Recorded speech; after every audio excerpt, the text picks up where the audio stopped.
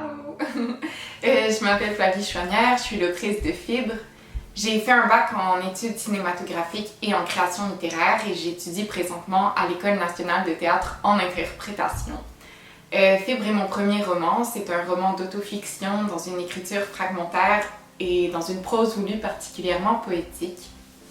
On y plonge dans l'intimité d'une jeune femme qui commence l'université, puis qui va développer un trouble alimentaire et autant sur le plan de la forme que du fond, le trouble alimentaire va servir en fait de fil rouge pour aller explorer différentes de ses fibres, différentes de ses rapports au monde et de ce qui la constitue.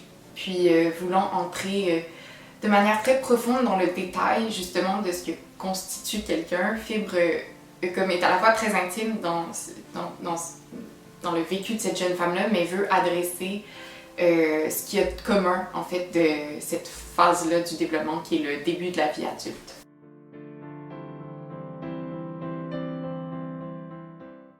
Bonjour, mon nom est Mélissa Véraud. Vous me connaissez peut-être en tant qu'autrice, mais c'est aujourd'hui à titre de traductrice que je m'adresse à vous afin de vous parler du fabuleux premier roman de Thea Moutonji qui est à paraître dans la collection Tête dure dirigée par Marie Demers.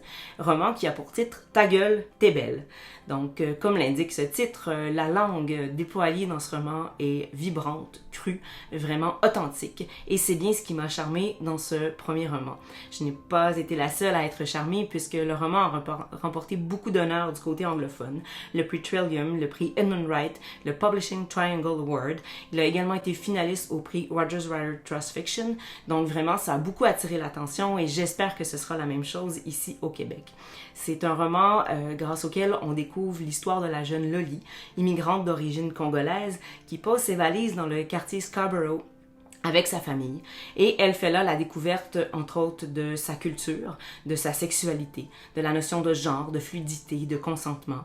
On y aborde les troubles de santé mentale, les petites, les grandes violences, comme la pauvreté. Et tout cela, comme je l'ai mentionné, dans une langue percutante et très attachante, ponctuée de petites touches de poésie.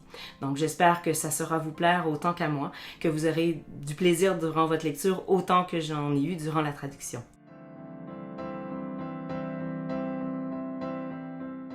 Bonjour, je m'appelle Joëlle Péloquin, je suis directrice artistique en cinéma et je vous présente aujourd'hui Joli cœur, mon premier roman. Joli cœur, c'est l'histoire de Marcelle, une femme de 75 ans, qui, sur le lit de mort de son mari, réalise qu'elle a passé toute sa vie adulte à se mentir à elle-même et à mentir à son mari, qu'elle a mené une existence qui ne lui convenait pas, mais pas du tout, celle de femme au foyer. Donc, à ce moment-là, Marcelle reprend son nom de jeune fille, Joli cœur, et elle décide de partir en voyage au Japon à la recherche de son premier amour, Kyoko, une femme qu'elle a rencontrée durant l'Expo 67 alors qu'elle y était hôtesse au pavillon du Québec. Durant le récit, on suit les observations de Marcelle quant à ce qu'elle voit au Japon. Ce sont des observations qui sont tirées directement de mes carnets de voyage alors que j'étais là-bas il y a quelques années. Et on suit également ses propres réflexions existentielles quant aux questions de la vie, la mort, le vieillissement, sa propre désincarnation alors qu'elle chemine tranquillement vers la fin de son existence terrestre. Donc, je vous invite au voyage et à la contemplation. Merci!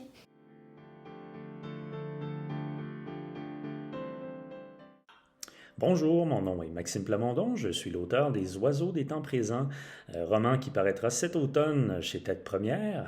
Il s'agit d'un texte surréaliste qui nous présente un Québec onirique qui a conquis les étoiles, qui a colonisé la Lune.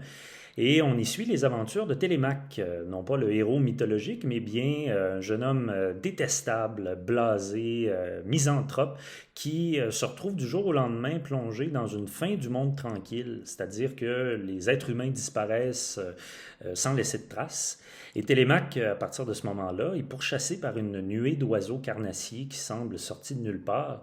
Alors il va tenter de rejoindre son père, qui est le directeur du centre spatial de Blanc-Sablon. Et tout en cheminant sur la 138, Télémaque va vivre toutes sortes de péripéties, va s'interroger sur Qu'est-ce que sont les dieux? Qu'est-ce que sont les hommes? Et derrière cette apparence peut-être d'univers un peu complexe ou touffu, j'ai voulu ce roman-là très ludique. C'est un roman très poétique. J'ai fait un gros travail sur la langue pour qu'elle soit à la fois très accessible et très rêveuse. Et c'est mon objectif avoué de faire rêver le plus possible le lecteur, de lui donner les outils pour réapprendre à rêver. Donc, je vous souhaite une belle aventure et une très bonne lecture.